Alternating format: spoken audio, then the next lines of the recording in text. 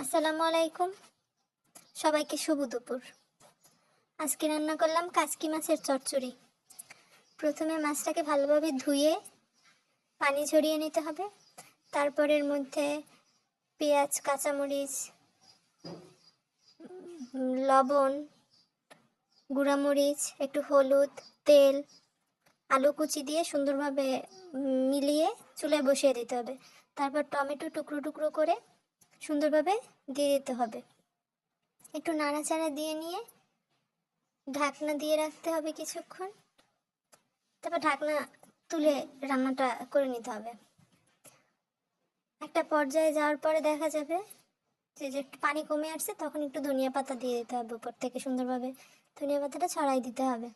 তারপর একটু নাড়াচাড়া দিয়ে হাই হিটে রান্নাটা হাই হিটে না করে মিডিয়াম হাই হিটে করলে বেশি ভালো হয়। তো নাড়াচাড়া দিয়ে সুন্দরভাবে রান্নাটা করে নিতে হবে। পানিটা যখন শুকিয়ে আসবে তখন লো হিটে চুলায় বসিয়ে রাখতে হবে। তেল যখন ছেড়ে দিবে তখন আমাদের কাচকি মাছের চচ্চড়ি রান্না কমপ্লিট।